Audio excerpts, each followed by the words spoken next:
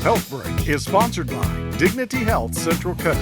Hormone replacement therapy can offer symptom relief to women experiencing menopause. Dr. Karen Song with Santa Maria Women's Health Center explains. What's happening is that the ovaries are not producing the same amount of estrogen that your body has been used to. If we give a woman back some of that estrogen, studies show that she is going to feel a lot better, have less frequency of those hot flashes, night sweats, and have improved quality of life. The more common forms of hormone therapy available are the patches and the pill formulations. Once a woman has decided that she wants to be on hormone therapy, we would reevaluate at periodic intervals to see that she has improvement of her symptoms, that she's happy with her current dosing, and then we would revisit how she's doing on the medication at least once a year. I see tremendous success with women who use estrogen therapy. They usually come back very happy that their hot flashes are essentially resolved or dramatically minimized such that they have return of function, whether that's going to work or whether that's playing with green children.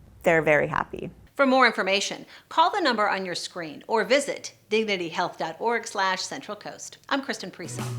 HealthBreak was sponsored by Dignity Health Central Coast.